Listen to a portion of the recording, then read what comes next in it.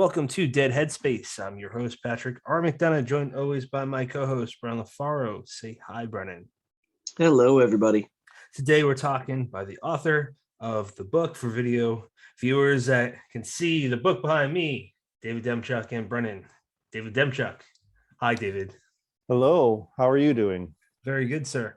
And this is a part of Silver Shamrock's Horrorcast, a podcast network that includes Unburying the Dead and Killing Time with Silver Shamrock. David, let's just jump to it, man. What got you into horror? Well, I've always loved horror since I was a small child, before I even knew really what horror was. But I enjoyed, for being a nervous, neurotic, attention-getting kind of gay child, I I still enjoyed being scared. I enjoyed being scared by fairy tales.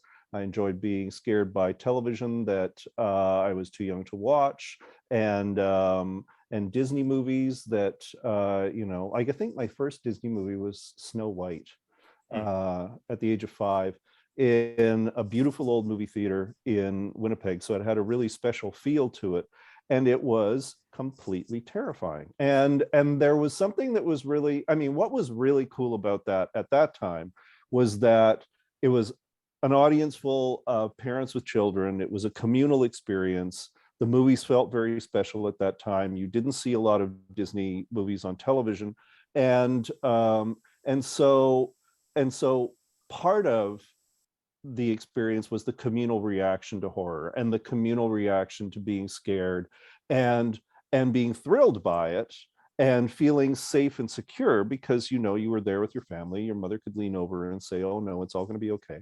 But it was still terrifying. And there were a whole slew of Disney movies when I was like 5, 6, 7, 8 years old that all had, it was a golden era, all had like spooky, horror, ghostly, witchy elements to them.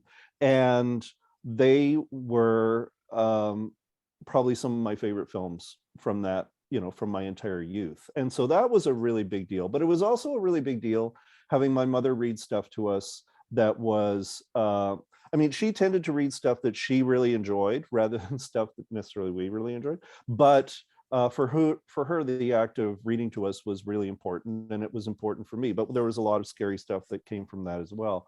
And also, it was a weird time. For example, shortly after my brother was born, so I would have been maybe about, 3.5, maybe 4 years old at the most. The drive-in that summer, I guess, had a double bill, weirdly, a double bill of The Solid Gold Cadillac with Judy Holliday, which is a delightful comedy, and Psycho. So interesting. So yeah, like completely ludicrous. So one of the first movies that I ever saw anywhere was Psycho. And my brother was asleep. I was in the back seat. I, of course, don't remember anything of this experience. Anything I do remember, I know my brain has effectively made up because it's just beyond me. But the best part of this was that sometime shortly after, apparently, my aunt came over, my mother's sister, and I was sitting on the floor of the kitchen and I was drawing this picture, and it was of this eye in the middle of this spiral. And my aunt apparently asked me, "David, what are you drawing?" And I turned to her and I said, "Psycho." and Bo, like, everyone was mortified because, like, what are you doing to this child? So yeah, that was great. But from a very early age, and there was a lot of great classic stuff on television. When I was home from school and on the weekends, they would play movies in the afternoon, a combination of like old black and white movies and stuff. And then also it was that period, we were just entering into the period where we had the ABC Movies of the Week, which had some really great made for television films, some of which aped things that were going on in movie theaters that you couldn't actually show on television. And television knew that it was in competition with what was going on in the movie theaters. And so you got, on one hand, it felt kind of watered down, but I didn't know. I was a child. I had no idea what the real thing was. But on the other hand, some really creative and interesting ways of getting around television censors and stuff like that. And so, and there was the series The Night Gallery, there was Dark Shadows. I mean, there was just a ton of stuff. And so that stuff has always been very present for me. Even when I wasn't writing horror, I was writing horror. And when I was old enough to read, like just barely old enough to read adult books, those were the books that I immediately gravitated towards. And there was a big occult boom going on during that period as well.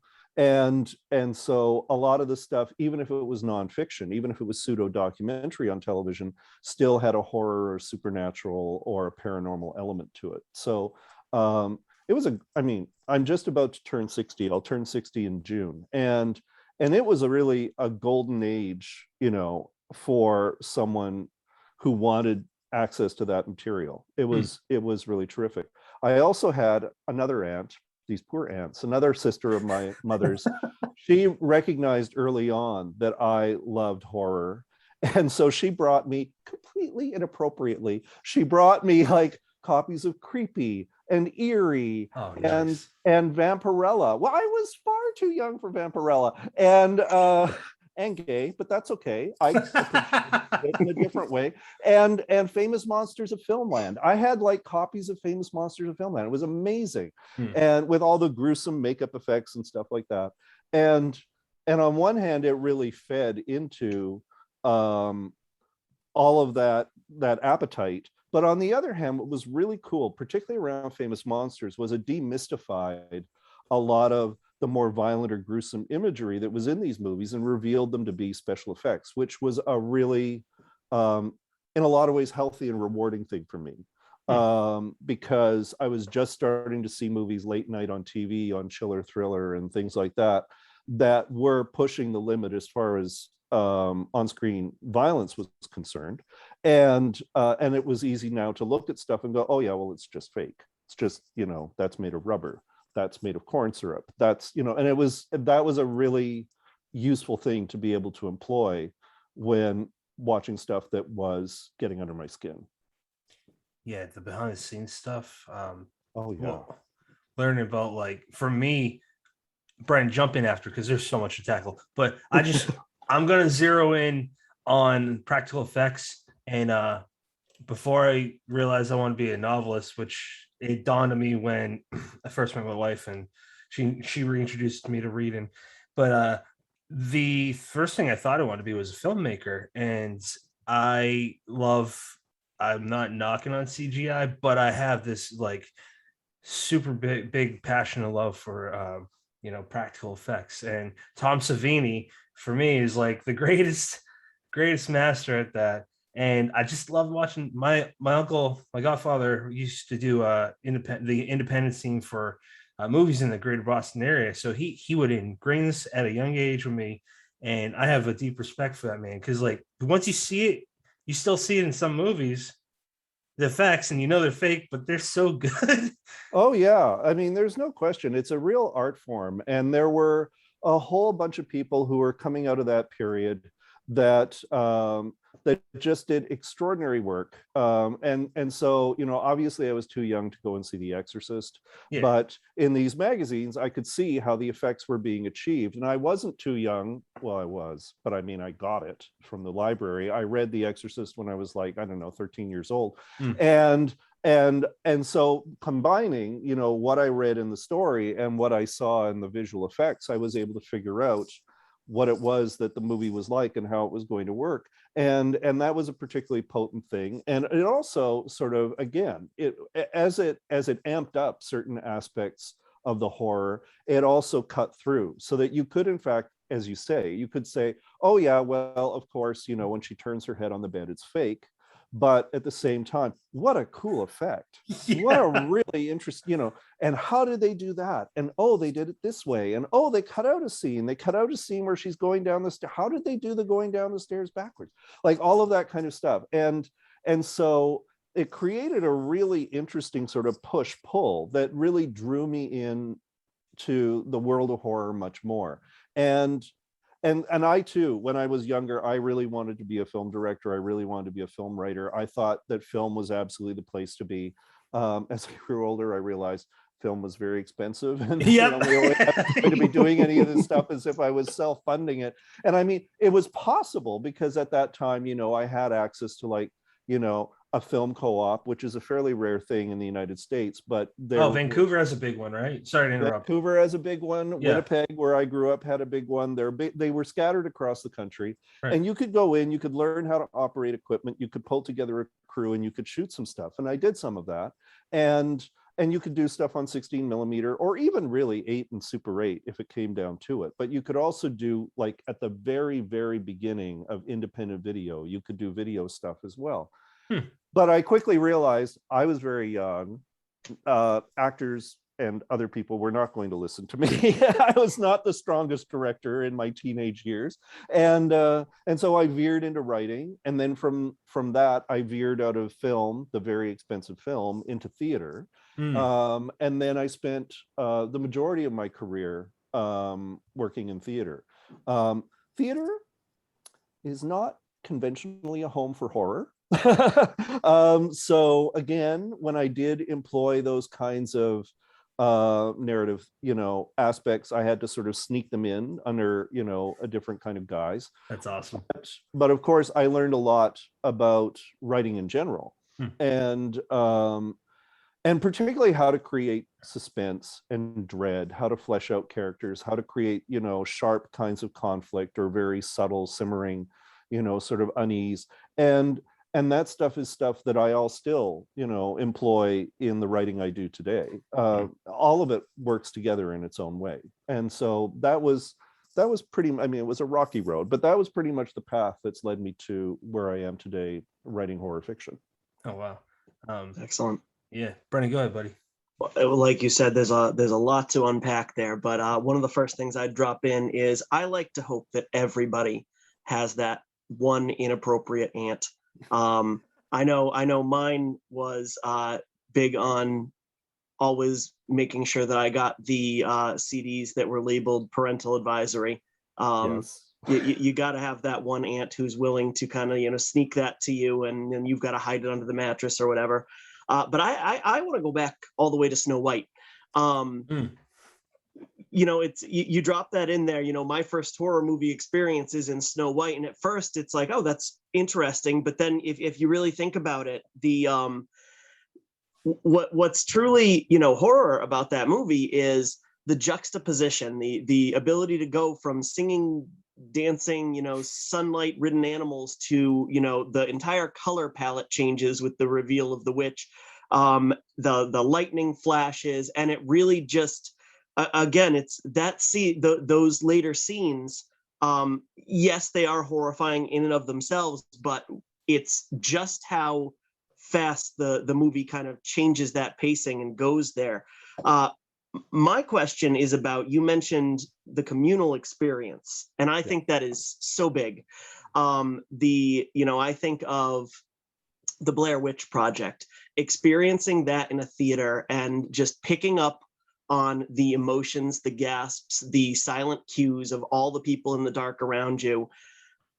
I feel like just made that such an event.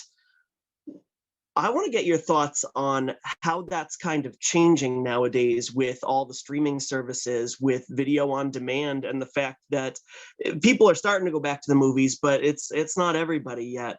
What do you think we're losing or gaining with that? Well, I mean, I recognize the world is changing, and I don't want to sentimentalize, one way of dealing with horror over another. It's the same way that I wouldn't want to say, oh, reading horror is far more powerful than seeing it on a movie screen, or oh, it's amazing when you go and see a show like The Woman in Black in a stage play, as opposed to seeing it another way. Each one has its own values, each one has its own drawbacks.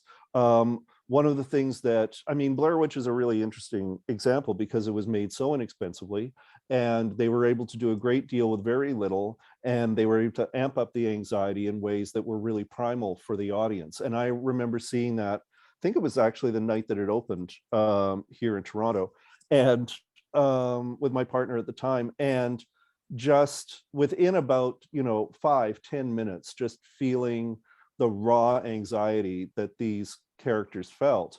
And as a group together, not knowing where the movie is going, except perhaps through the title, and how it is that it's going to unfold, although you're told very clearly these people are never recovered, the film is, you know, the last stuff that we ever see of these people, you are led down this path towards their doom. And as a group, you do all feel it together. As urban people, watching something that happens in a non-urban environment and feeling that anxiety, you know, is it nature that's sort of, you know, taking control? How is it that they are losing track of where they are? All of the things that you rely on in order to feel safe are stripped away from you, and including the security that you would normally feel with each other in that kind of situation. And as a group, you absolutely, it's like electricity that just runs through a crowd. And that is a really precious experience. The only, it's gonna be hilarious going from one to the other. The only movie I've seen since the pandemic began in a theater was when we had that little tiny window when *Malignant* was out. And so I went to see *Malignant* in the theater because I thought, first of all, someone is going to spoil it for me. Everyone is so hyped about this movie that sooner or later, like within a week, I'm going to see what the big deal is, you know, somewhere in my Twitter feed, and I'm going to be very pissed off. So I thought, I'm going to go to a matinee. I'm going to be, you know, I'm going to pick my seat. I'm going to be completely isolated from other people, which is more or less what I did. I had about like 6 anxiety attacks before I actually even got to the seat, but I did get to it and I did sit there. And as the whole thing was unfolding, again, I just sort of had that feeling of, this is the kind of absolutely nutso experience that you can only really have in a movie theater with other people all sitting there going, what the hell is going on here? And it's a really wonderful thing. You can have really great experiences at home with horror. I have certainly enjoyed a lot of stuff that I'm seeing for the first time on services like Shudder, or, you know, a few things on Netflix and stuff like that. But it's a very different experience being isolated and having a kind of intimacy, but also having the ability to like pause it so I can go to the washroom. You know, rewind it if I didn't catch what's subtitle it, you know, do this and that. It's an entirely different experience, and you can give yourself, and perhaps should be able to give yourself, certain kinds of, you know, releases from the spell that a story is holding over you. But I mean, one of the more recent things that I really enjoyed in the movie theater, perversely, was Hereditary. And I saw it in a VIP. I don't know if you have, I guess you have in the States. They're basically a smaller screening room where they come and they bring food to you and stuff like that. And I wanted to have a very controlled environment. I knew it was going to be a frightening movie. I wasn't really sure what to expect. And there was a woman who was on the other side of the theater. And as soon as the big moment with the telephone pole happened, she got up, went stomp, stomp, stomp, stomp, stomp, stomp, stomp, stomp, slam, out. And then I guess she couldn't get her money back. So then she came stomping all the way back in and sat in the exact same seat. And then, of course, towards the end, there's a moment with some piano wire, stomp, stomp, stomp, stomp, stomp, stomp. And I was like, slam. And I was like, I don't know what you thought you were going to get, lady, but you know, here we are. And there's some awful things about that, but there are also some hilarious, you know, one-of-a-kind moments that come, again, from that kind of communal experience that you can't really get the same way in your living room. You can if you have like a bunch of friends over and you're all going to, like, you know, eat popcorn together or nachos and, you know, and jump and scream. But it's not really the same. Having something that's so huge, overwhelming you and taking up your entire focus and allowing you to just completely absorb yourself in it, it's very special. And I would hate to see that go away. I can see, you know, I'm enjoying having the alternative, you know, the option of being able to watch something at home or being able to go to the movie theater. I kind of don't want that to go away either. But there are really special things, special moments that you can get just out of seeing something, you know, in a large audience or even a large space with a small audience, and all of you are feeling that same feeling together. It's one of the things that drew me into theater too, was that Hmm. communal aspect. Mm. I'm with you. I also want to have my cake and eat it too. I miss that we're having the, like the, say HBO Max has stopped sending their movies to the streaming service on the same day they come out. So, but I am all for the communal. I actually have not been to the movies since before the pandemic. We've got somebody in the house who's very high risk, and it just Wow. doesn't seem worth it on in my opinion. But I remember watching the movie Host alone in my living room on my phone with headphones in. Oh, And wow. even that made for, an experience because, the way my living room's set up is that, I'm sitting on the couch, there's a space behind it, I'm looking behind me every couple minutes. And so, it's not the communal experience, but there's still a way to freak yourself out at home for sure. Well, and that was a movie that was totally tailored for watching at home during the pandemic, and that immersive quality that came from using Zoom as your platform for these kinds of scares. And yeah, I thought it was tremendous. It scared the shit out of me. I had a great time. Brendan, you beat me to it, because I was gonna say that when I watched it, it was one of the few times when I had the house to myself. My wife and my son were out, and yeah, I felt like a little kid. I Oh felt yeah. I I was genuinely like, I get feelings. Not that I'm special with this, but I get some feelings in certain homes, and I'm like, I don't want to be in this room. I don't have that here. And Yeah. there are names under my stairwell from the 1920s with a list of family members, and that sounds creepy, but it's not a. I don't have that feeling here. But when I watched that movie, I did. Oh yeah. No, they knew absolutely what they were doing every step of the way. It was seamlessly done. And there were several special effects in it that just completely threw me, where I was like, what the hell are they doing? That one with Emma. Yes. That's terrifying. Yes. Jed and Rob, they're gonna go far, man. Yeah. I got a question, or I think it's a mix comment question from Eric LaRocca. He said, David, your work in horror and dark fiction means the world to me. Red X is the kind of book I wish I had read when I was growing up and first discovered my sexuality and gender. You are a wealth of information when it comes to obscure yet meaningful queer stories. Your recommendation of the short story, A Marriage of Convenience, was hugely important to me as a writer who yearns for more dark portrayals of queer people in genre fiction. Do you have any other compelling recommendations of queer novels or short stories that have shaped your identity as a writer? And if you want to touch on that story, that'd be, because I was just that's why I jumped in the conversation on Twitter. I was like, I'm continually so interested. I've never heard of this stuff before. Like that the way you described that story specifically, not queer horror fiction, just the way you talked about this. I want to know more. Yeah, it it was an experience. So well, first of all, thank you, Eric. I mean, I admire Eric greatly. I think that he's one of the coolest new voices in horror. He's doing really interesting stuff.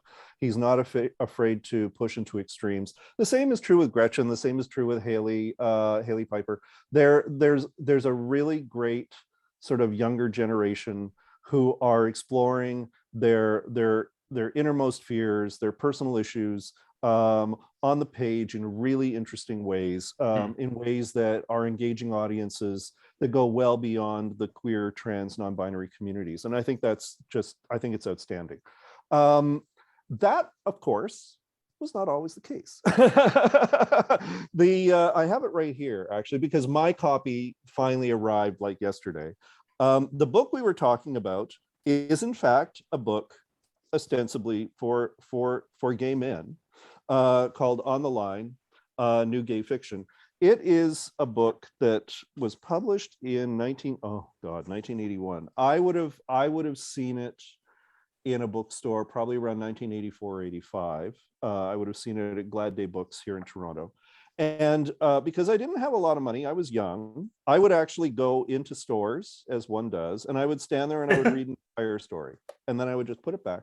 If I was really taken by something, and there were several, particularly in an anthology, and there were several stories in it that appealed to me, then obviously I would buy it.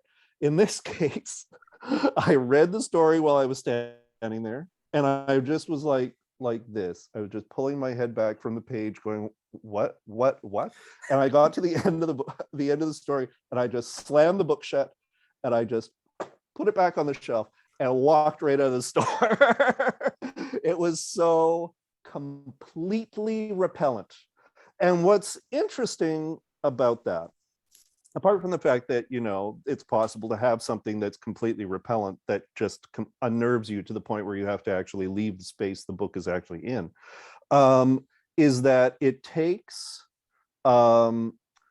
tropes that are in themselves traditionally employed by homophobes against us as queer people, and things that we feel uneasy about ourselves, things that we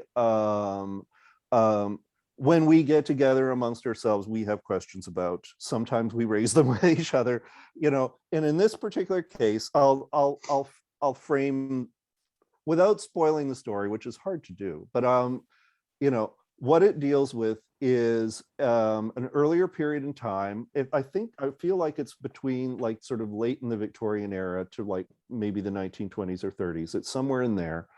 A gentleman is recounting how he used to have a correspondence with this man who was obviously homosexual. And this man has decided that he's going to marry this woman. And it's the marriage of convenience in the title. And you think to yourself, as one does, particularly in that period, he's doing it in order to conceal his sexuality for, you know, employers or society or family or whatever else is required. But he in fact has a particular agenda that he wants to act on. And it remains very unclear. It's very unpleasant, but it remains very unclear what it is that's going on with him and what it is he's trying to get out of this relationship until quite late in the story.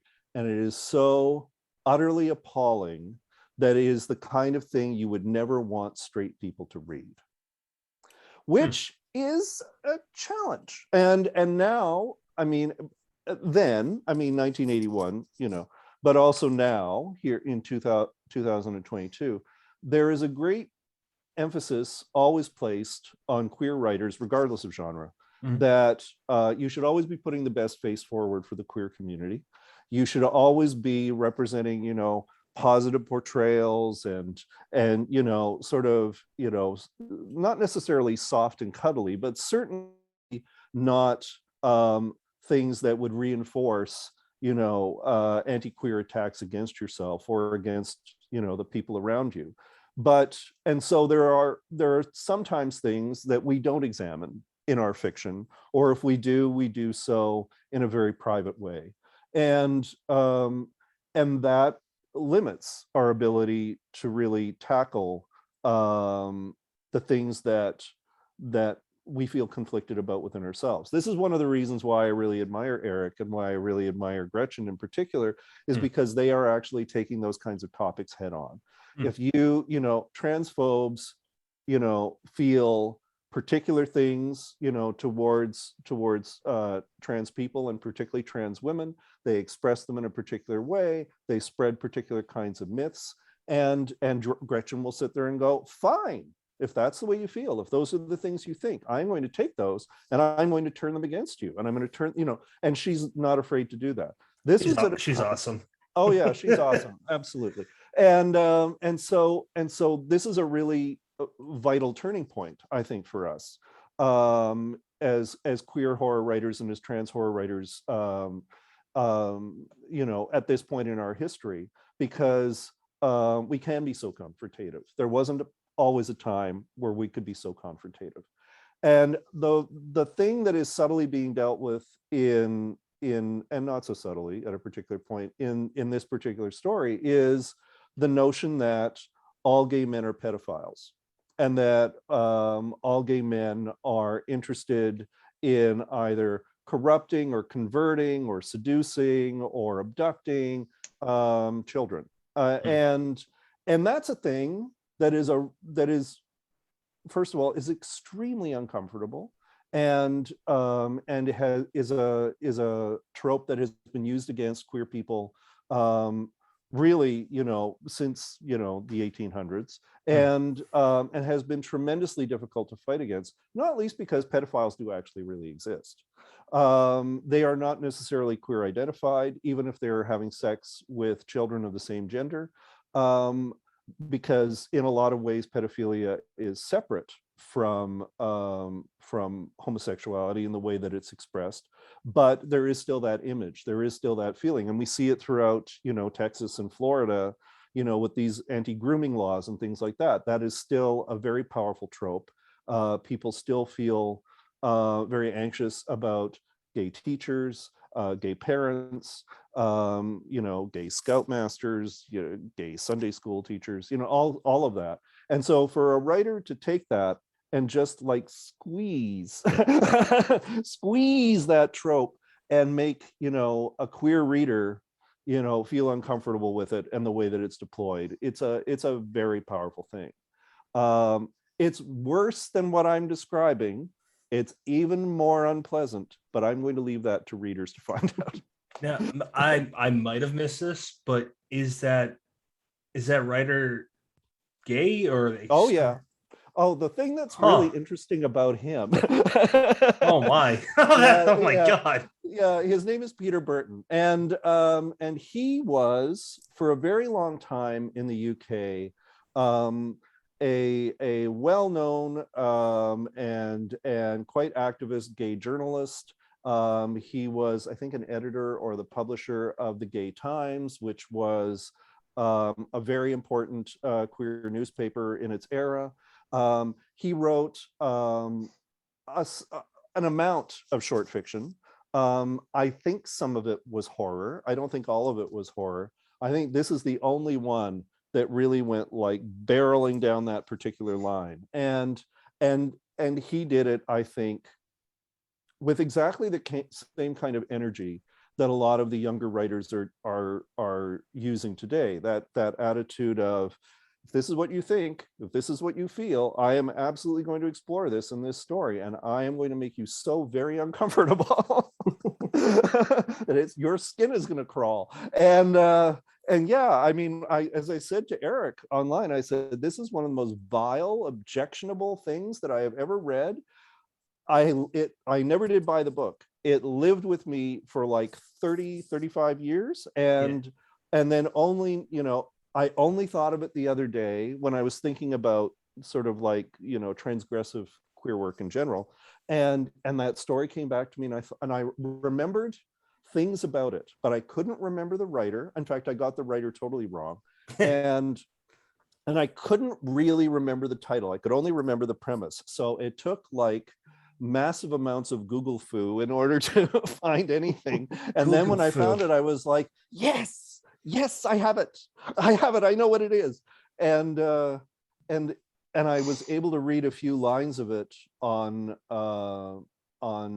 Google Books. And I thought, yes, that's absolutely the story. And yes, that's absolutely the writer. I have to track it down. And I was able to find, I think, probably one of the very few copies that's floating around in the secondhand market. So yeah. Man, that's that is insane. I have no analogy to say. That's like, because that's its own thing to at that point. Well, what it is actually, I mean, there's the prevalent genre for straight people is the rape revenge story. And and we have seen that the vast majority of rape revenge movies are, tacky and exploitative and sexualizing of the woman and sexualizing of sexual assault.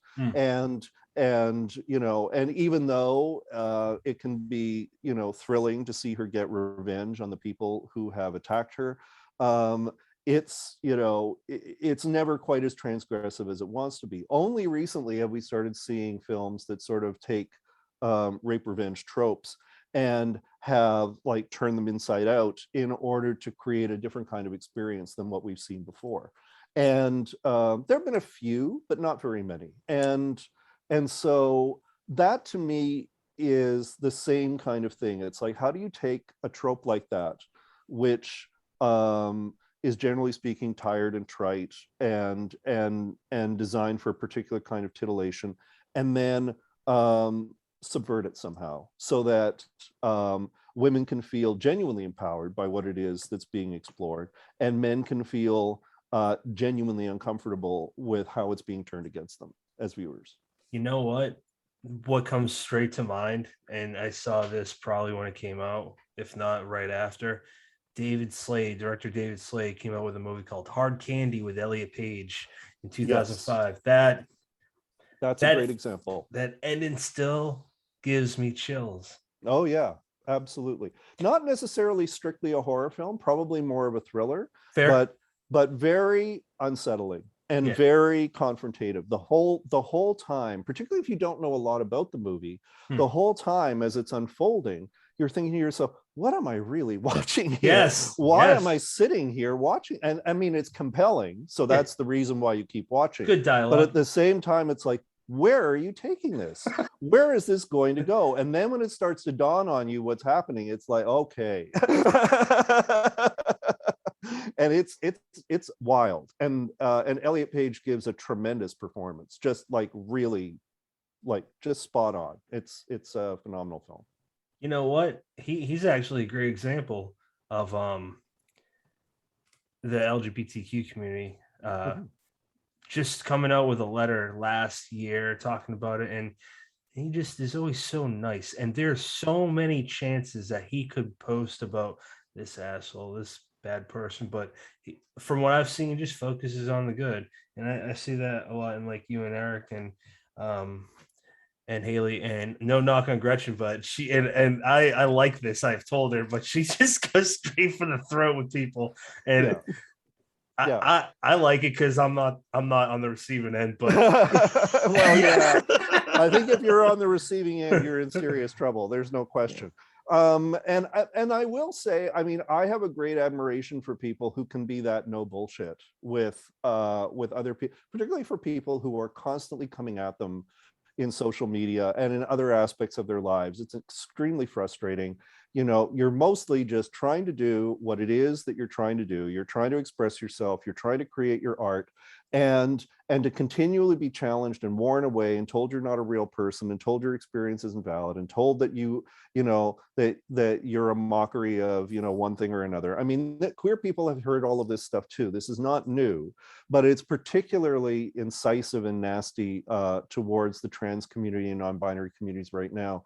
And I mean, why wouldn't you, you know, bash back to a certain extent? You know, I mean, you know, particularly in this kind of space, it's like, you know, rather than just put up with being attacked, rather than just muting people and you know, putting on a brave face, if someone comes at you, it's like, well, you know, you're a fucking asshole too. And that's where it's at. And but at the same time, you don't want to give these people so much of your energy, and you don't want to reward their hostility with attention. You do kind of want to move forward. You do kind of want to create the stuff that you can create. You don't want to be bullied off one platform or another. You want to be able to engage with people who care about your work. It's a very important thing to do.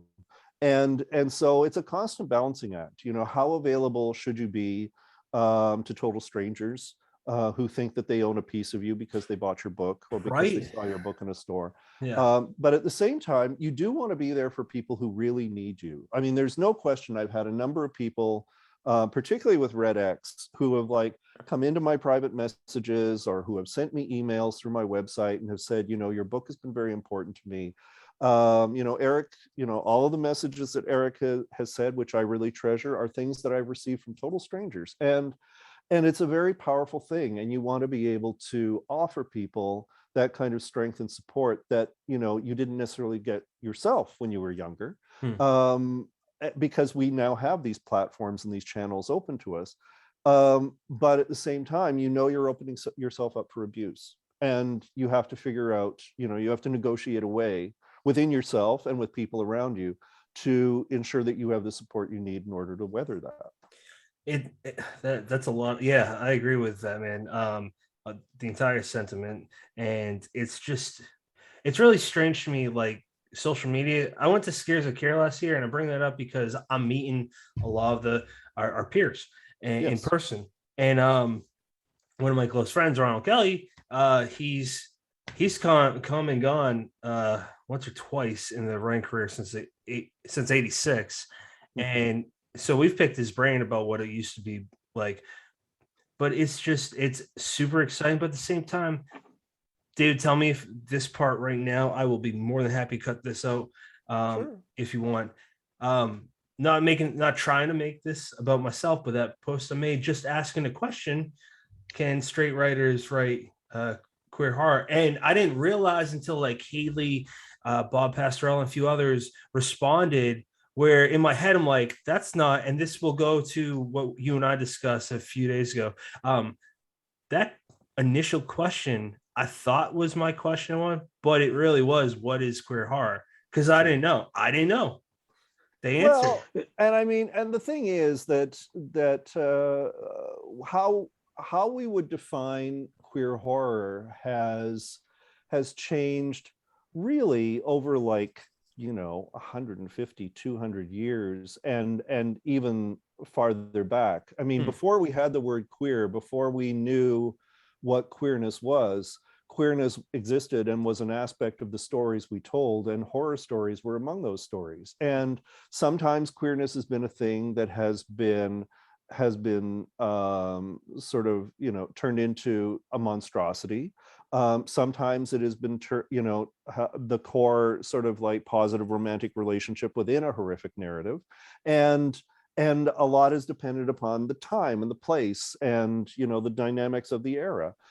We really see queerness being turned into monstrosity, in the the 1400s, 1500s, 1600s, 1700s, 1800s, in a variety of different ways. Queer horror is at the core of Dracula, for example, and I talk about this in Red X, where Dracula, overtly says to his brides, this man is mine, and basically, commands them to back off.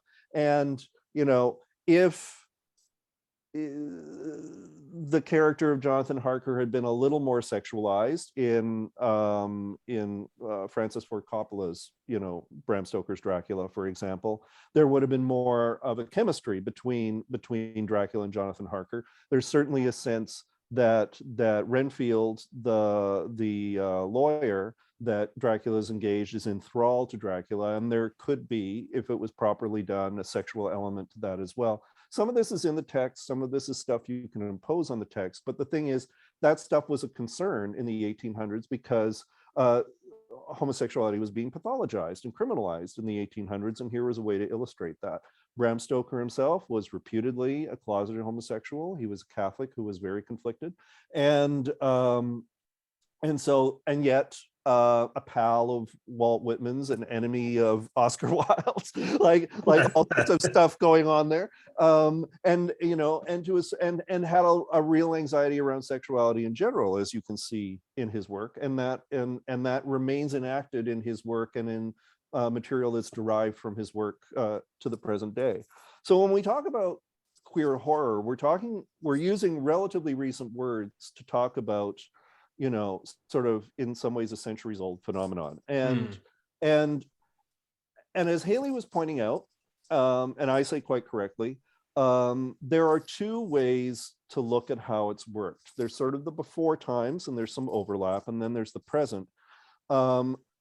Queerness and queer horror was being defined by straight people because that's who was writing, that's who had access to publication, and they had the agenda to pathologize, criminalize, and make us monstrous. Only now, in relatively recent times, covertly and then overtly, have we been able as queer people to take control of that narrative, to gain access to publication outside our own communities and our own circles, to be able to communicate to a wider audience about our experiences. and to own the queer horror experience and the queer horror genre name for ourselves. There is nothing to stop straight people from writing about queer people, and some straight people have written beautifully about queer people, and have done so for generations. And that's wonderful, and I think that we as queer and trans and non-binary people, because those experiences have been written about as well, we honor that. We appreciate being understood, we appreciate being advocated for, and we appreciate people putting their minds into our lives and into our experiences and exploring them from their perspectives. I think that's tremendous. I myself, with cautiously, write about experiences that are not directly my own. But I think it's important in order to check with people who have had those experiences, who lived those lives, to ensure that I'm being true to that, rather than imposing my own fiction upon their lives. But when we talk about queer horror, I think that we're largely talking about horror that that speaks to our experience and our lives and our issues and our concerns from the inside in a very direct way, and that invites people into that. In the same way that we've seen a lot of tremendous Black horror and Indigenous horror and Asian horror over the past 10, 20, 30 years. And again, the stuff that works the best, that feels the truest, that has the greatest impact, is stuff that comes from within those communities. It doesn't preclude people being able to write about either those characters or those topics, but in a respectful and sensitive and thoughtful fashion. But we are trying something different. Yeah, totally makes sense. Brendan, you had something to say. Just want to throw in. I was gonna bring up. I asked what geisha. I get nervous sometimes asking that, but that's why I love doing the face to face. Just because I'm not like queer that was an insult growing up, and Oh yeah, it was just a bad word. So it's still a sensitive word for a lot of people. When because I'm of the generation, I guess, that both has heard it as a slur and has heard it as a political empowering term. When I use the word queer, I use it as a word that encompasses a range of sexualities, a range of gender experiences, without actually stepping on the trans and non-binary labels. But for me, queerness is about more than being gay. And in fact, often if people ask me, I will say that I'm gay/queer, because queerness sort of expands its borders beyond the specifics of a gay experience. Queer is also a very political term. It for a while there, and still probably, I'm not an academic person, I never went to university, but it's an academic term. It speaks to particular kinds of theories and a particular kind of politic that while it's a word that is accepted in those communities, it's not always felt comfortably by, say, older gay men, by lesbians, by bisexuals. Some people feel included by it, some people feel excluded by it. It can be a very individual thing. Yeah, so I was talking to Wagisha when we had Wagisha Grice on, and the more Brandon and I do this, and I'll speak for you on this, Brandon, correct me if I am speaking incorrectly on your behalf, but we started out doing it for fun, and it's turned into just basically documenting this era of horror and dark fiction and crime. And also it's when you talk to people like books, it's bridging lives and understanding, hopefully.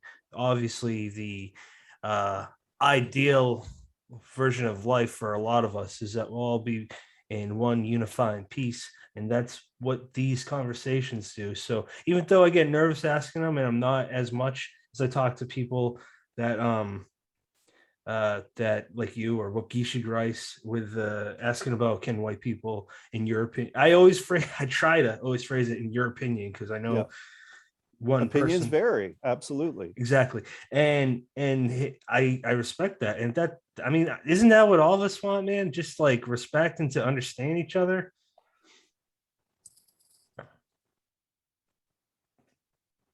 Did I cut out? shocked Brennan into silence. David, I think he was asking you. No. So I was kind of just throwing it out there. At first, I didn't know if I froze. Okay. But sorry, guys. Yeah. But I'm gonna get. Go ahead. The question is, do we all, want to understand each other? I would like to hope that we do, and that what we're trying to do is share understanding with people who are not ourselves, and that some people will be interested, and that some people won't. I totally understand with Red X, for example. Red X is talking about a very particular kind of experience, and a particularly dark experience that we have in the queer community of people who are predating on us, and particularly the possibility that the person predating on us is from within our own community, as opposed to a queer basher from outside. And so that is a thing that's really, it's tough to grapple with at the best of times. And so I totally understand when people nope out of it like that. I absolutely get that. There are books that I've read where I get so far and I think to myself, yeah, I am not in a space where I can continue reading this. I honor everything that it's doing, but it's just not for me and not for now. But I don't want to assume that people outside my experience don't want to read this stuff because it is too dark, or because it presents an image of the queer community that they are not prepared to grapple with. Because I think there are people out there who do feel that they want to know more about this, and who do want to weigh in to this kind of material, and into the lives and experiences of queer people today and in decades past. But that's not true of every story. That's not true of every reader. That's not true of every writer. Everyone is bringing their own thing to it. And but I do think that the majority of people do recognize that writing, and in particular fiction writing, is a kind of communication where you want to sort of meet each other, and you want to find out what life is like for people who are not yourself.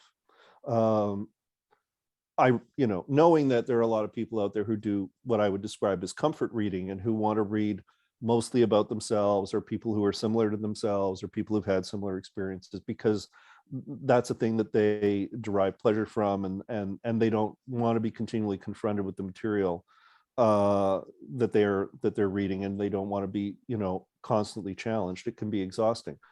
But horror, I've always said horror is an elastic medium. Horror gives you a lot of tools to work with, and removes a lot of constraints that you might find in other genres. And because fundamentally, horror readers mostly want to be scared. And they don't really care how you do it. And in fact, the more interesting and the more unusual and the more innovative that you are, the more they're interested, because they want that fresh experience. They want new ways for you to get under their skin. And that's why I personally feel like it's a great medium to work in, because I know that an eager audience is sitting there waiting for you to just unleash something on them. And I'm happy to try. Well, you did with Red X, man, but we'll get to that soon. Brennan, Sure. Go ahead, sir. Honestly, whatever I was going to put in, I have forgotten what it was ever since. You know what I did want to do, though, because we were talking about Eric. So anybody who is not aware, listeners, Eric just surprise released this brand new book, You've Lost a Lot of Blood. You can get it right now pretty much wherever you get books, Amazon, Barnes and Noble, and 50% of the proceeds are going to Trans Lifeline. It is, I have not read it yet, but I have every bit of confidence that it's a great story, and obviously it's a great cause as well. Okay, so It's over. Sorry, Patrick. Yeah, go ahead. No, I didn't want to interrupt. So actually, you know what? If you don't have anywhere specific to go, I'd like to lead us into Red X. Are you okay with that? All right. Now I'm going to lead us in by throwing it back to you, because we both, David, we both enjoyed this book a lot. You know, it brings the creeps, and like you said, it has that innovative voice to it. There's a reason why you're seeing so many people, you know, no matter what I guess hierarchy you would place them on in the horror community, whether they're independent writers, you know, traditionally published Big Five writers, or like big publications, or you know, the best of Canadian fiction, who are all singing the praises of this book. Now, the reason I want to throw it back to Patrick is because a few times on this show, I've seen him dive into someone's work and really form a bond with it, an attachment that gets his brain going like a hamster on a wheel, except the hamster is on cocaine. And really, like, is that a compliment? Okay, yeah, it was.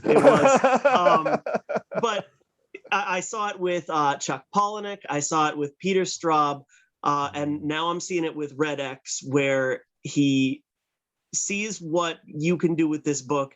And all of a sudden, you know, his wheels are turning as far as what is possible when it comes to fiction. So I think it's safe to say that this book kind of holds a special place with him. So Patrick, kick us off. Give us some thoughts. I mean, look, I didn't know if David was going to think I was a creep, but like, seriously, audio listeners, like, this is my wife got me a notebook when we started dating in 2016. I didn't know what to put in it, and I was dealing with I haven't really talked about this on the show yet, but I mean, I quit drinking 5 months ago.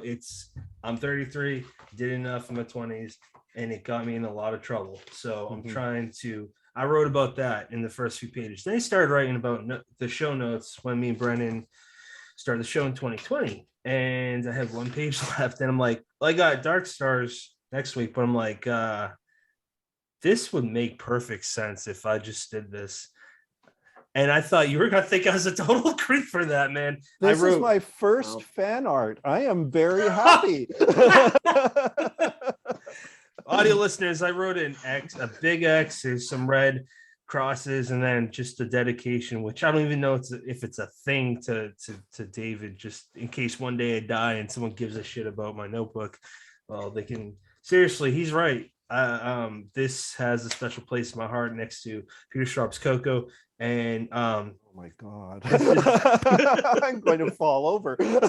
This is kind of weird because this is a nonfiction book, and I love Chuck Palahniuk's work, but consider this was just it did something for me as a writer, and Coco did something for me where it's got the gears turning to it has me super invested, more so in two of my grandparents and my great uncles who are in the war, World War II, Korean War. And what Red X did for me was, please tell me to cut this if this ruins it. I don't think it will. Go ahead. I don't want to spoil this book. What you do with the meta fiction in it, it's just like we've seen it. And actually, he did it, but in a way different way. Richard Chizmar did it with Chasing the Boogeyman. And you both did it in such different ways. They tackle crime, they tackle horror, they're their own thing. But with this in particular, Red X, it's so weird. I listened to the audiobook, and I say that with love. I listened to the audiobook. Obviously I have the paperback, you can see it, but there's this one part where it's repeating audio from the beginning of the book or earlier in the book. I'm like, this is so fucking cool. And then I'll look back at the drawings. Yep. And there's this listeners. There's what we call the ruined page. Yes. The ruined page. Yep. And I'm looking at that. And then, I mean, that is a fantastic author photo, but very classy. The thing that I loved was this. Look at that. Yeah, boy. People get to see my bare ass. It's a real treat. yeah, but that, I mean, I love that shit. Chuck Palahniuk, he fucks with his physical appearance too, at least on one of the author photos. And the reason why it hit with me so hard isn't just the fiction stuff. It's I'm a straight person. I'm not gonna pretend I'm not, but I mean, like one of my dearest friends, like this sounds so weird and lame, but like I've one of my I mean, I have gay friends, but that's the jokey way. That's the jokey. I'm glad to hear that. That's the jokey way of saying that one of my earliest childhood friends, and I kind of vaguely touched on it in a tweet with you.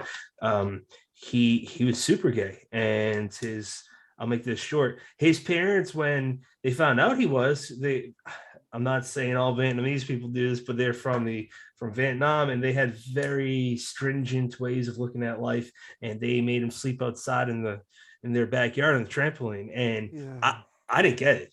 I was like, no. That's Tommy. Why? Mm-hmm.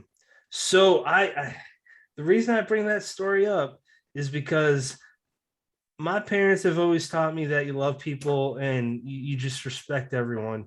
And what I'm seeing with Red X is that, like, there are some things in this world that don't give this is such a weird way to describe this, that don't give a shit who or what you are, and you'll be marked and you're just doomed. Man, I'm all over the place. Sorry, I'm really hyped up. That's just fine. I do not get like this. I got like this with Geisha Grice, with with Jed Shepard, and with Peter Straub, and now you. So, well, I mean, what I couldn't possibly be in better company to to create such an effect on you. I can speak to a few things. I mean, one of the things that was very important to me when I was writing Red X was I wanted to talk about. I mean, first of all, I started Red X many years ago, like more than you would expect, as a play. I think it was somewhere around 2015, 2016. Holy and shit. At that, yeah, exactly. And at that point, there were 3 men in Toronto who had disappeared relatively recently. And they were all men of color. And at the time, it was possible that they had either gone underground because of immigration issues, or they had fled to other cities, or had gone back to their families, or had gone back to their home countries. And each one was treated very differently, very individually. But I knew, having been here since the mid-'80s, I knew that there had always been disappearances from Toronto's gay village.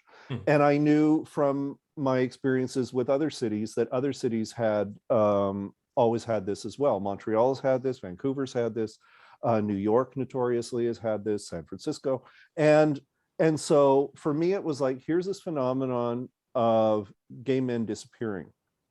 And it predates the period of AIDS, and is something that, you know, if you look around, you can find out about, but hadn't really been written about in any detail. And at that point, I thought to myself, what if there was something else? What if there was something else? And in particular, during the HIV/AIDS sort of peak, that era, there was something that was taking gay men and was able to use what was going on almost as a kind of a cover in order to take people undetected. And I did not know. I mean, we always talk about the possibility of serial killers, but that's because serial killers have this sort of legendary status as monsters in the modern era. And so I didn't know at the time that there was one actually operating quite close to me and my circle of friends. And so I wrote it as a play. It was, you know, it had a meta theatrical kind of quality to it, and I managed to carry some of that over into the book. And you know, it was interesting as a project, but it never really sort of came together, and so I shelved it. And then the next thing I did was the project that became The Bone Mother, which was my sort of, like, you know, first was a staged piece, and then secondly was sort of my breakout book. And I knew that because it was becoming a success, I thought to myself, what am I going to do after The Bone Mother? And then I thought, oh, well, I have Red X. why don't I try taking that out and seeing if I can do something different with it? Maybe I can do something with it as a book. And by that point, more men had disappeared. And still, there was a lot of simmering talk around, what it was, why it was there someone, there was a lot of stuff I didn't know that had happened that had been brought to the attention of the police. The police had not acted on it or acted, in an ineffectual way. And so I tackled the book, I started the book, and then partway through the book, someone I knew vanished.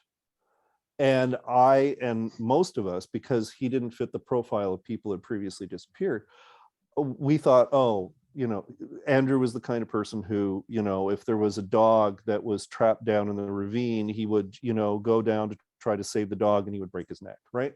So there was a lot of attention towards trying to find him in places that that it would make sense for someone to get lost or for someone to have a misadventure. I don't think it ever occurred to any of us that he might actually have been murdered, but of course he was. And then just as the police were once again reassuring us that there wasn't a serial killer operating within the community, like the very next day they revealed that in fact they had known all along a serial killer was operating in our community. So that was really comforting. And they found his remains, and then they found other remains, and then they revealed, a whole narrative that had been going on all this time. And I turned to a very dear friend of mine, my friend Ing, who is a journalist and who is no longer with us. I turned to her and I said, I have to stop this book. I can't write this book. I've told this story a few times.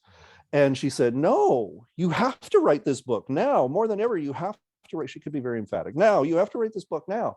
And I'm like, okay, well, if I can't write this book and not acknowledge what's going on in the real world, because people are going to think I'm an asshole. Not least because people are going to think I'm an asshole. And then it was like, okay, well then I'm just going to put myself in the book. And I developed, as you know, a certain strategy in which to incorporate nonfiction into the book, and then ultimately to incorporate myself into the book.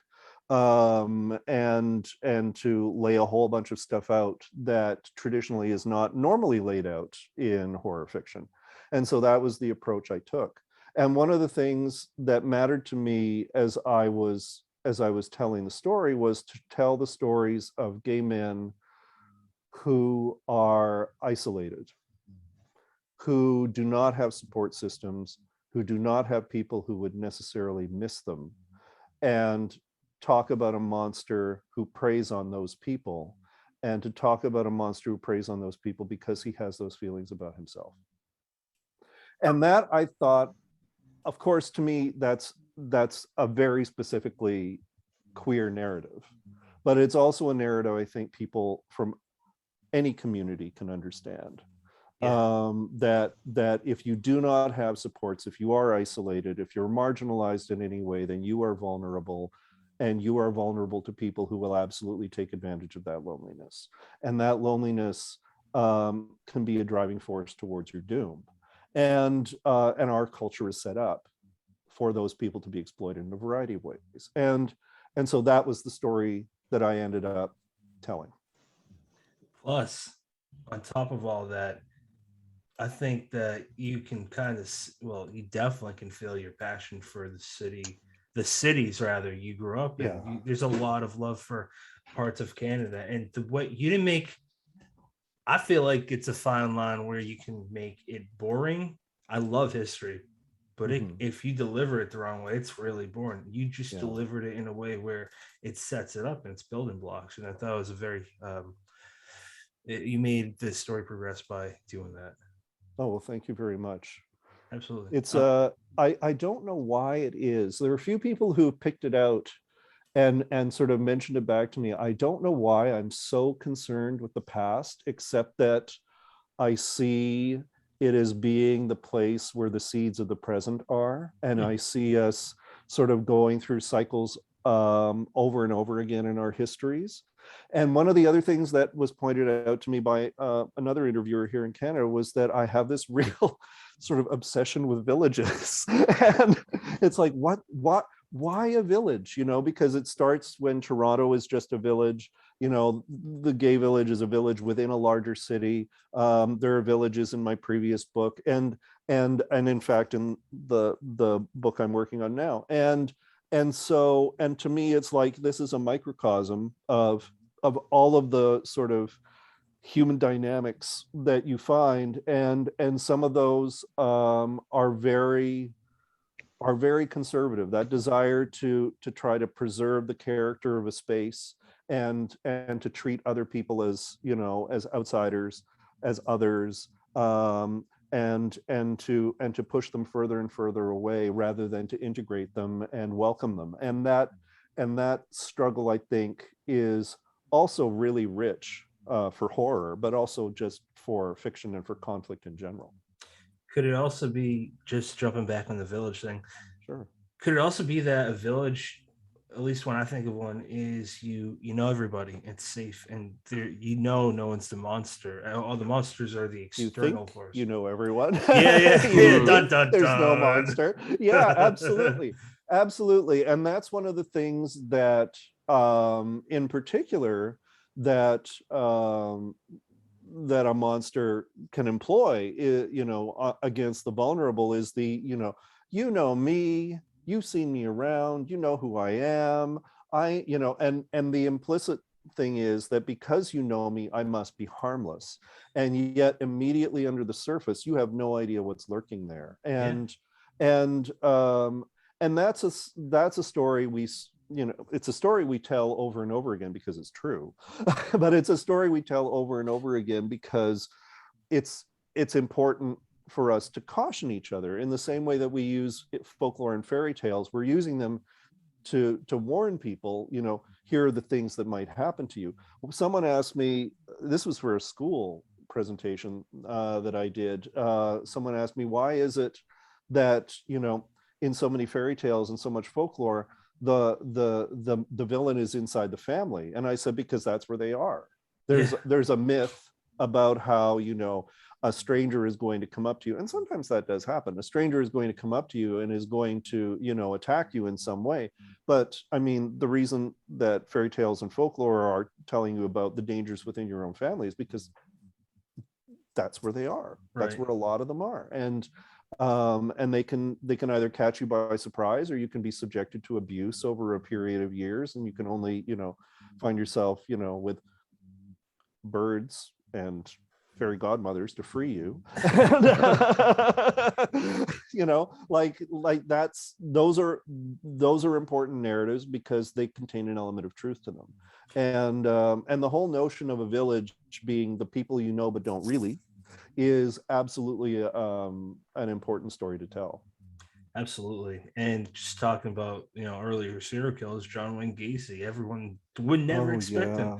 He was a clown. He was harmless. He did children's parties. Nobody knew. A churchgoer too. And then on top of that, the BTK killer, how he was in charge of a church, and I'm connecting the dots there. Brennan, take over, sir. Shots fired. I actually want to jump back a little bit to the whole metafiction aspect, because what that did for me is it provided a layer of relatability that just came at me in a different way than you see in most books. The book starts out with essentially a nonfiction introduction. You kind of let the person know this is Toronto, and it's not, we're not dropping you into a fairy tale version of it, like boom, real life. But then it's, let me tell you a story. And by the time, as you said, you drop yourself into the story, what it did for me is, as an outsider looking in on this village, listening to this story about this community, it just kind of provided this, these are not just people I'm viewing. These are not just people I'm watching on a screen, reading about in a book. These are people I could be connected through text. They're reaching out to, ask a question. They're reaching out to dip into my expertise, or I'm reaching out to dip into theirs.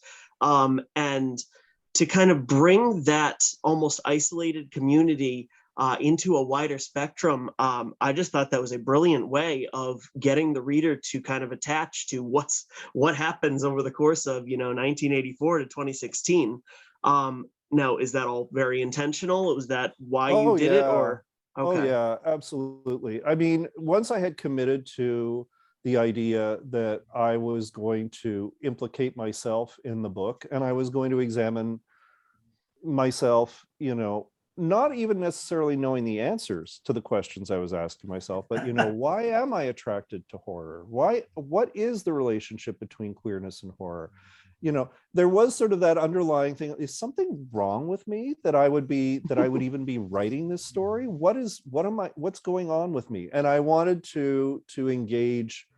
I mean, I wanted to engage with myself, obviously, and use the book to explore that, but I also wanted to engage other people who might have similar questions, either about me, and I wouldn't blame them, or about themselves. Why is it that we take stories like these and we tell them what is it that we're getting out of this process, both as readers and as tellers?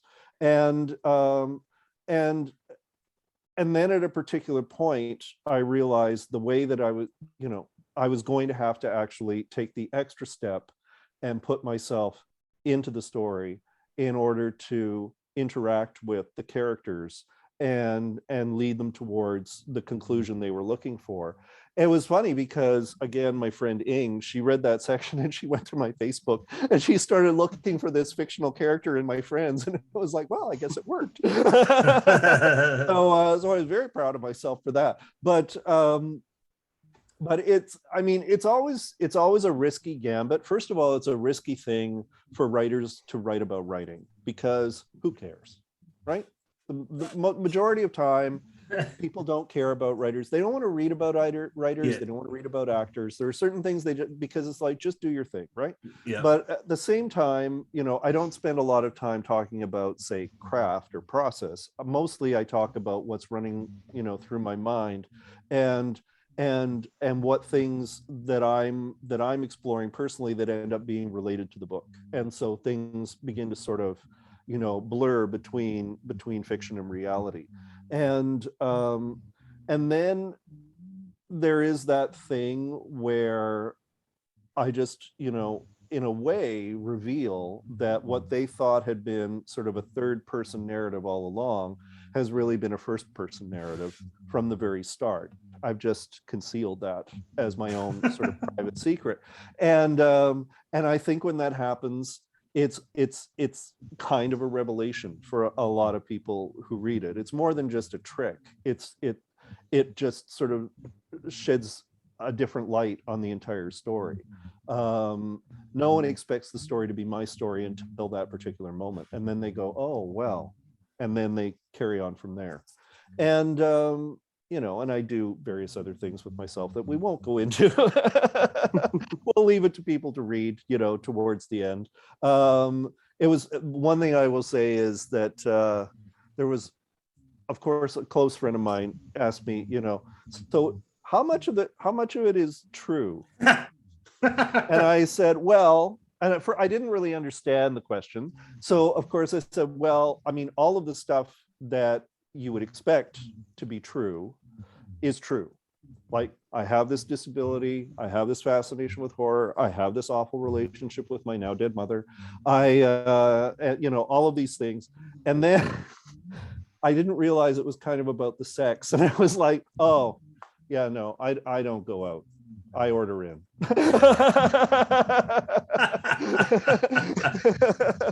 And that was basically the end of that. That is awesome.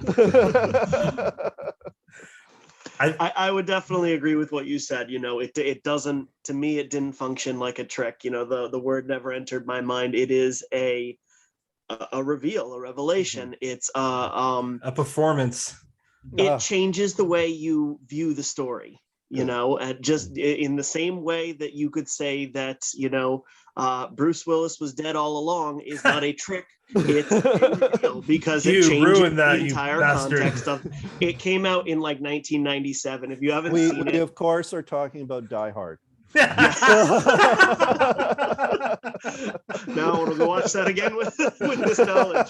But to me, that's the difference between like a cheap director's trick and a revelation is if it changes the way that you interpret the pages or the minutes that came before, then it's a worthy reveal. Yeah, absolutely. I really wanted to reframe the narrative and make people sort of like in that moment that you sometimes have at the movies too. I think that fiction writers, novelists, are a little bit jealous of horror movies because you get to have a jump scare, and so I wanted to find ways to sort of simulate a jump scare that didn't involve things actually popping up off the page. I mean, the so-called ruined page is one of those things, and the revelation of the true nature of the voice of the book is another one, where you sit there and you just sort of, your mind goes back and then forward again over the whole book and goes, oh, is that what's going on here? And that, I think, is a really cool thing to be able to do. I don't know if I pointed this out, but you are the narrator, well, one of two narrators in the audio version. How did that come to be? Because if it was me, I'd be a little scared of that's its own art form. I'll leave it at that. So how did you feel? Well, of course they asked. It is traditional that they may not always agree with what you say, but they will ask, how do you want to do this? And my first thought was, I am not going to be able to read this book all the way through from beginning to end. There was a point in the process of editing the book where I sat down with a friend of mine from Chicago on Zoom, and we read the entire book from start to finish over about 11 hours, because I was trying to catch inconsistencies and errors and things. But, and we alternated back and forth with sections. And there were sections where I just burst into tears. I just could not read them. And I kept handing them over to him. And he was like, oh, this is so cute. And I'm like, no, it is not cute. And so, because I'm like, how am I supposed to do any of this? So when they asked me, oh, do you want to read your book? I was like, fuck no. I said, however, I would really like to read what we refer to as the essays. And they were like, that would be really cool. That makes a lot of sense. We can totally do that. I said, if you can find an actor, and of course they asked, do you have any ideas? And so I suggested a few names. And I really lucked out because one of the people I suggested was the person they chose, Salvatore Antonio. And so I thought to myself, okay, things are pretty okay. He's going to read the parts that are so-called fiction. I'm going to read the parts that are so-called essays. And then the woman who was coordinating this asked, well, what do you want to do about the final section? And I was like, oh, because of course that's where it's revealed that I'm actually telling the story all along. And ideally, it should have been the person who was reading it from the start. And I was like, can we, I don't know, alternate? Can we do some sort of thing in the studio? And she said, okay, well, we'll talk with the director. We'll see what we can work out. And I was thrilled. It came out great. Thrilled. It came out great because it's So one of good, those things too, where there are visual elements to the book and you think, obviously some of them are going to be left out, but you think, how are you going to realize some of the other things that are really important to the way that it works? And they had really great solutions. They were really, right on the money with it. And I think it's a tremendous audiobook, and I think the approach has been fantastic. Hard to agree on that. Brennan, anything else you want to talk about Red X? I got one last thing, but I'll leave it for the tail end of. I have a question and a thought that something that really stuck out to me from, oh gosh, I'm gonna mess it up. It was started in the 1984 and it goes off into either it's either the 92 or the 2000, I forget. But Hank, I thought Officer Hank was so interesting in that he's introduced as meek kid, new on the job, and just the way that you imply his surroundings shape him. And I just want to know a little bit more about that. That was a lot of, actually, as dark as that whole section is, because it's very dark, that was actually a lot of fun to write. Originally, I did not have Hank as the younger officer who comes in to harass the gay bar and the gay bar's manager. I had just a random younger officer. But I knew that I was going to want to have a section around the police towards the middle of the book. And then when I got there, I thought to myself, oh, it's the same cop. Just make the connection. Just go ahead, go back, make them the same cop, and have that transformation occur from someone who is basically a rookie who is being taught to be hostile towards these people, and then how that hostility is realized when they it's not a huge spoiler, when they find a homeless man, they take him out to a notorious part of Toronto, and they basically, you know, the officer beats the shit out of him until he dies. And so in grappling with both, because there are two cops, in both those characters, with both their perceptions around that incident and around the overwhelming homophobia and in certain cases self-hatred that they feel in their jobs, that was a very important section for me to write, because it's something that we have acutely felt within our city for decades, for generations probably, and that continues to go, I would say, largely unaddressed. I think now the police have finally realized that they need to come to terms with this as a tremendous obstacle between themselves and the queer community, particularly if they ever have any hope of serving the queer community, because the distrust is so profound. But also, it's just that thing where homophobia, particularly at that extreme level, is both destructive and self-destructive.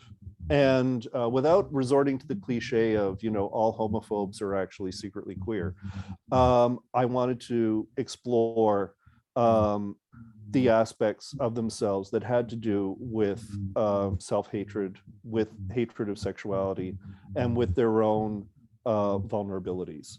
And that was a really powerful section of the book. It was really, parts of it were tough to write, but it really went to a powerful place for me. You know what? I'm gonna jump in right here, Brennan, and please, you, if you have anything else about hate. There's something in high school. I went to a Catholic high school, and there were retreats. And this girl, she got up and she said something I still remember to this day. And I went to high school. I graduated in 2007, so it's been a little while. And she said, I used to hate my dad. He wasn't obviously a good father. And she said, I learned that if I let that go, it changes everything for me, because hate is it's a weight, it's a physical weight in your body. And if you carry that around for anyone, it's just gonna eat you alive and destroy you. So that's just my 2 cents to add on to what you had to say. And I think that's really important to reiterate, because we can get, like we talked about, social media. You can get trapped. You can have a great day. Someone can compliment you that you didn't even think, that you admire, that you didn't even think knew who you were. But we seem to focus on some people that aren't so nice, and that's why I bring it up, to piggyback off you, because it's really important to remember that that shit's not worth. Oh yeah, I mean, it's a poison that you carry with you, and it does end up affecting everything. And there was a long period of time in my life where it wasn't even that I had my hate channeled towards particular people, but I would wake up and I would think, I hate my life.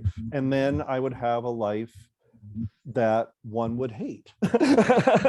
And it took a long time to turn that around and make my life into something that I felt rewarded by, and that I felt engaged in and felt positive about. But a lot of that was connected to intrinsic self-hate that a lot of queer people carry with them, and that is projected on you by family members, that is projected on you by, you know, larger society, and that toxicity that comes from that, you end up spreading it in directions you don't even recognize. You end up just throwing seeds in all directions, and then you find yourself surrounded with it. And it's not to pour all of this on the victim, but it's important to find other ways to see yourself besides your own victimhood, in order to be able to progress and move forward. And also to be like Gretchen and basically, grab your enemies by the throat. And Yeah, man, absolutely, well said. This has nothing to do with Red X, but at the same time, has everything to do with Red X. A few days ago, I feel like this is important to mention to listeners that going back to when I talked about a tweet I made, a question that wasn't really the question I realized I wanted to ask. I had reached out to you. I'm pretty sure the first time, as I said to you, the first time I had ever done this with a guest, but I didn't want to spring upon you the following question. And the way I had worded it was, are you comfortable with talking about your experience with the AIDS crisis? And obviously that's the theme of something heavily throughout Red X and the parallels with COVID-19. And I would like it actually if you could jump in, because you're probably going to say it a lot more smart than I am, smarter than I would. Sure. I can't talk. Yeah, I mean, I think it's a really interesting time for people who lived through the HIV/AIDS crisis, and interesting in a double-edged kind of way. So to contextualize, as you know, I'm 59. That means when HIV/AIDS first became something that we were aware of in North America, I was basically 18. So I had just started having sex with men. I had just, come out of my adolescence and was now crazy. At a point, so fucking annoying. Wow. I was finally legal. I could finally be with other men. I could finally have sex with them the way that the way that I saw in porn, the way that I understood as part of queer culture. And I'm told slam. And in fact, I mean, at the very beginning, it was presented as a gay cancer, because that's what the first obvious symptoms were. And it was unclear how it was being transmitted. So there was a lot of conversation, was it all sexual contact? Was it, like, if it was oral sex as well as anal sex, of course, famously, the whole world, and particularly straight people were like, is it kissing? What could possibly prevent it? A lot of people just were celibate for long periods of time until we could figure out what exactly it was. It was fairly clear that it was some kind of contagiousness that was within our community. And, people were wondering, is it particular kinds of sex drugs that people use? Is it particular, are some people more vulnerable than others, racially or otherwise? And, are some people who only are in particular positions getting it? There was a lot of that stuff, and there was a lot of misinformation. There was a lot of struggle around it. And it took a very long time, comparatively speaking, to figure out what the deal was, to be able to establish rules for ourselves, to be able to form our own understanding and take care of ourselves against an outwardly hostile world that wanted to do things like, and you would hear this all the time, you would hear like, oh, we should put them all on an island.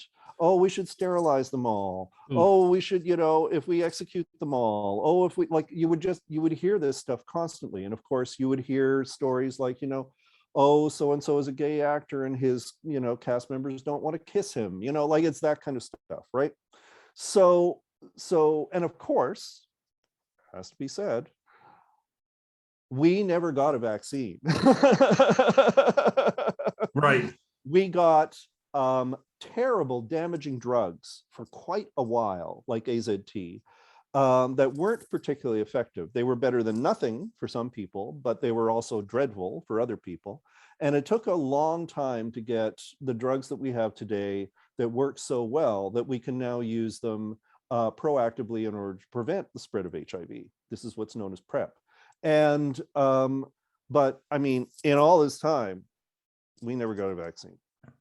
So when we talk about, wild, I know, when we talk about COVID, there are a couple of things. We had a politician, still have him, unfortunately, in Alberta, who was trying really hard a while ago, maybe a month or two ago, to draw a parallel between how, such an asshole, how people with AIDS used to be shunned and excluded from society, and how the unvaccinated were being treated the same way Oh, when it comes to there's COVID. so many reasons that's bad. Oh, it was, That's well, wow. it was horrendous. And when you hear that, in fact, this politician in his youth was part of a group of people who were trying to prevent AIDS patients in San Francisco from having access to their loved ones as they were dying. What the fuck? Yeah, he's a monster. That you get to see how special this kind of argument is. So, so the first thing I would say, Oh my obviously, God. is the difference between the two is that one is a sexually communicable disease and is, comparatively speaking, not super contagious. It's contagious enough. It's more contagious than some STIs. Up until the point that HIV/AIDS emerged, all of the STIs we had were curable through antibiotics and preventable through condoms and stuff like that. But gay men did not have a high rate of condom usage because they knew most of the things they would catch were in fact curable. This was the first thing that came along that wasn't curable and could kill you. And then we as a group, as a community, rallied together in order to figure out how to, what strategies we could employ, what safer sex strategies we could employ in order to save our community. COVID, I'm sure we all know this, is an airborne disease. I thought it was a kissing disease. Yeah, exactly. So more, the newest variant is potentially more contagious than measles. And so there is a significant difference between not seating somebody in your restaurant because they're HIV positive, when obviously they're not going to spread it to anybody unless they fuck them in your restaurant, or someone who is unvaccinated who might be carrying COVID and might contaminate 14 people in the restaurant. Slight difference. Yeah. The other differences with COVID are, because it's so contagious, it has traveled very rapidly. It has affected a lot of people and it has killed a lot of people. It has killed more than 1 million people in the United States, which is extraordinary. And so absolutely, if there was a way to get a vaccine, they absolutely should have gotten on top of getting a vaccine. And guess what they did? They were lucky in that it was SARS-like, well, in fact, a SARS variant. And so they already had stuff that they were working with that was going to provide them with a vaccine. And one of the weird byproducts of all this is that we may in fact end up with an HIV vaccine as a result of the processes they've gone through in order to develop the COVID vaccines. And that would be fantastic. Yeah, wow. A little late, but it would be fantastic.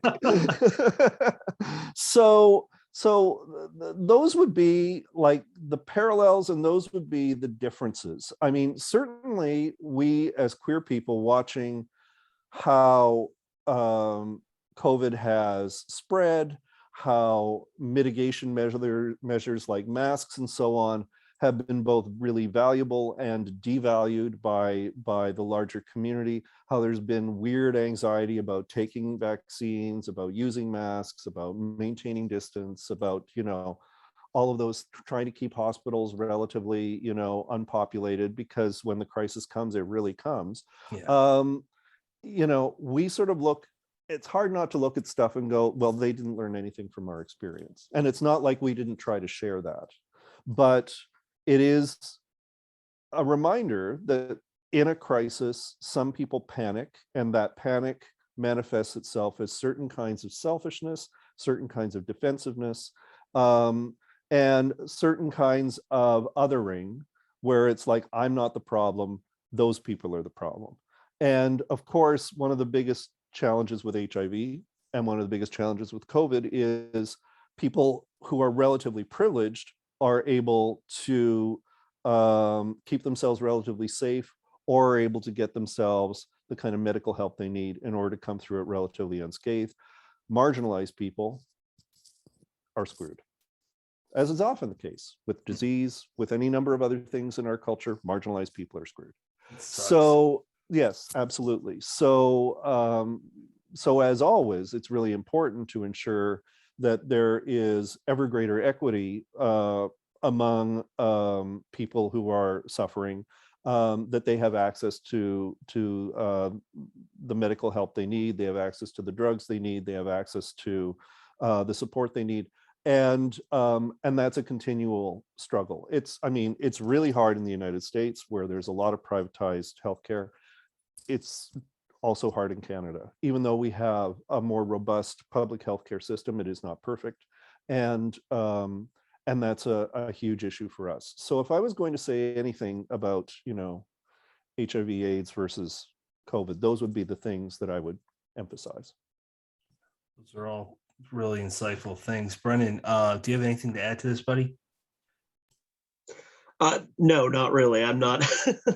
I think those were all excellent points. I think anything I tried to add to it would only diminish the conversation. I'm going to memorize that. I could use that sentence probably once a day. I think all politicians should also memorize that. That guy should get a stake shoved up his butt. Oh, he's just a piece of work.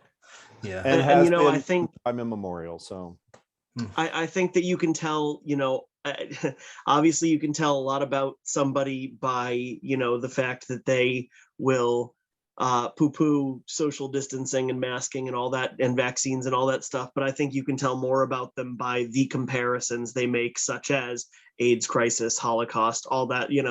If you're willing to publicly, if you're willing to think that, never mind publicly state that, then you are really providing a lot of character information. Yeah. So terrible segue, but I didn't want to forget to mention, or actually I'll lob it to you, David, that you have some big news about Red X, the film. Either way, we're still recording. He's back. Look at Did that. I just freeze? Right. Did I just freeze? You just froze. It was a magic moment. Oh, because I didn't talk. I was like, Patrick, come back. I was just asking if you could please I'm gonna lob it to you. If you can mention the good news that you got about Red X. Oh, well, yes, there is that. We just received word a few days ago that a company in Canada, Shaftesbury Films, has optioned Red X for either film or television adaptation. And Shaftesbury has a strong record, both doing historical series in Canada. We have a show called Murdoch Mysteries, which is very popular. It's made through their company. But if you have seen on Shudder or a number of other places, there's a series called Slasher that has had 4 seasons. I think it's about to have its 5th. And each season is sort of a standalone story of, one kind of killer or another that's mowing through a group of people. And they are really fun. They're really well done. The executive producer of them is a gentleman named Aaron Martin. And so I feel very comforted that Shaftesbury has shown an interest in this project. And now we're reaching the point where they're going to start contracting people, and they're going to start pursuing funding. They're going to start looking for a network or a streamer, and then we will see what develops. That's fantastic. Yeah, it's delightful news. I'm very happy. Yeah, I hope that it comes sooner than later, because I would love to watch the film or TV adaptation. This might be random to you guys, but Peter Straub's Coco and that trilogy, I don't understand how the hell that hasn't been adapted yet. Well, I think now that we have the ability to do really tough, powerful, long form series, maybe there's a chance that those books will be looked at. I don't think that you could do justice to Coco with a movie, really. But No. if you were to have like an 8 or 10 episode show, I think that you could, that would be enough, I think, to really dig into it, because it's a tremendous book. But also, I mean, it's tough going for people who are, I mean, even for horror readers, it has some harsh material. So but it's a tremendous book. I mean, he's a tremendous writer anyway. That trilogy is tremendous. Coco has a very special place in my heart. That's why I'm awestruck that I didn't know that. you would even put me in the same category. Oh, it's phenomenal. I'm sure you have your own, but like, I never expect it. And then here's the thing with me personally, which is what I want to do with the show: get to know, have conversations, get to know the creator, not just focus on one book or books, because quite frankly, that could be boring depending who's on. But more importantly, I want to know who the person is, because I fall more head over heels for that creator if I know the person and I like them and find them interesting. Oh, for sure. And when we had Peter on talking to him, I mean, I already love Coco, but that just put me over the edge. And that's what I'm getting with you right now with Red X. So, well, thank you. Yeah, I'm gonna be a fanboy, because you talked about you're coming out with a. It happens. Whatever. I don't give a shit. We can record for another 3. We can record for another 3 years, 100 more episodes per year, and there's just some people that you fanboy over. Brendan did it with Chuck Palahniuk, and that was funny. Oh me. Yeah, well, he's amazing too. Yeah. Oh, he is also in the LGBTQ community. He totally is. There's him, Clive Barker. Yeah. All right. So I'm getting off track. I don't even know what my point was, but if you guys are okay with it, I'll dive into the outro questions. Sure. David, what are you currently reading?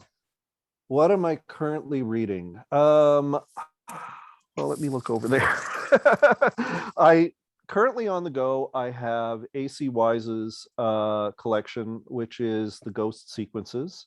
I've read a few of them. I haven't made my way through yet. I have the new Ellen Datlow collection, When Things Get Dark, which is the Shirley Jackson themed collection. I just finished reading Laird Barron's short story Tiptoe in there, which is really good, and I really enjoyed it. I'm now going to reread Marriage of Convenience in order to find out if it's just as unpleasant now as it was when I first read it. Those are most of the things that I'm looking at now. I have a ridiculous to be read pile. It's stupid. That just makes you fit right in here. Oh yeah. I am reading Ronald Kelly's Haunt of Southern Fried Fear. It is great.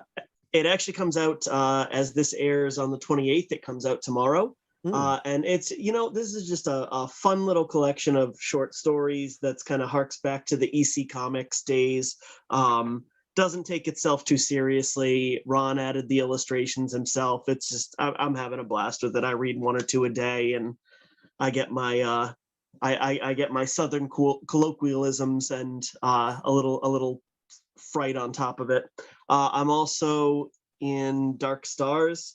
I just read, I mean, the table of contents on this thing is ridiculous. Josh Mallerman, Ramsey Campbell, Caroline Kepnes, John Taff edited the whole thing, Stephen Graham Jones.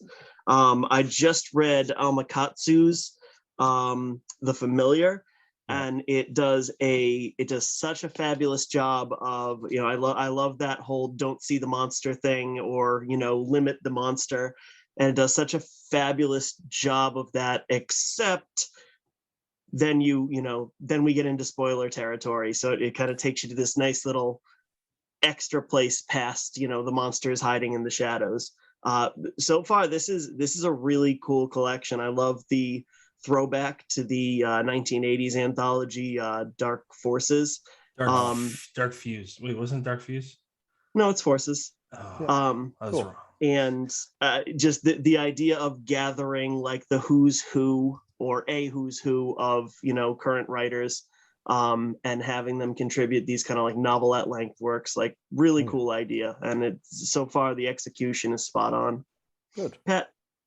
Yeah, so I'm also reading Dark Stars, but for F. Paul Wilson, I am prepping with probably something that doesn't make sense to a whole lot of people, but one of his newer books, it's called Virgin.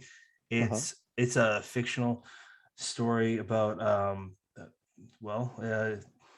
Mary, the Virgin Mary. Oh, Yeah, it's that's really cool. Yeah, it's really neat, and it jumps to like modern day Israel, and I just started, so I'm like 30 minutes in, and it's it's really neat.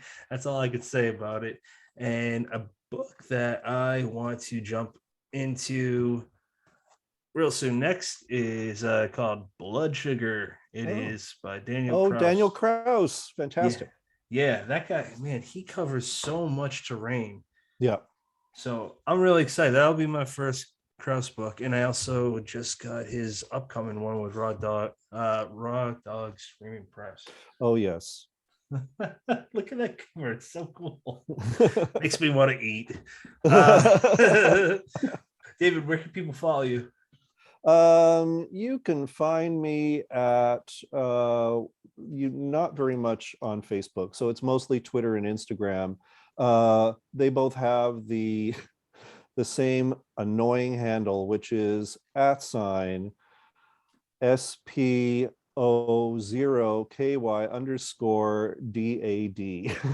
Spooky Dad. Yeah, or just search for David Demchuk. I'll turn up. Do you have any final thoughts? No, not really. I will say that there's a lot of terrific horror that is coming out like right this minute. There's like the new Ty West movie X. I'm really looking forward to. Familiar title, but sounds really fun. And Master with Regina King is now on. I guess it's on Amazon. Might be on Amazon Prime. But there's a bunch of stuff that's coming out right now that is like either really interesting, sort of, again, inversions or subversions of traditional horror, or like flat out fascinating slasher stuff that I'm just really eager to see. I was really happy to see the new Scream movie the other day because it finally made it onto streaming. So my appetite is whetted. I can't wait for more of it. And of course, there's so many great books coming out this year as well. It's just intense. We're spoiled. We're very spoiled right now. It's amazing.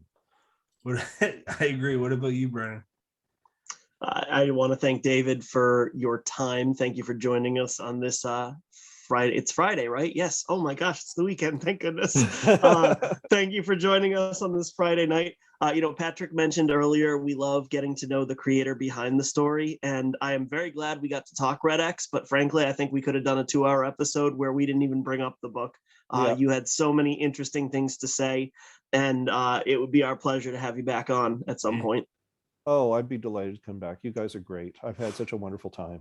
That's awesome. I don't have anything smart to add to Brennan, so I'm going to go with what he said. That's how I feel. Good.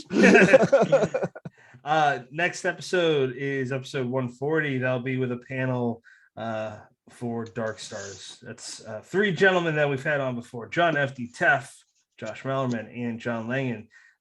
All 3 individually can talk for a very long time, so all 3 at the same time, that's gonna be interesting. I look forward to your 7-hour episode. That's only part 1. Listeners, as always, you have many choices in podcasts. Thank you for picking us.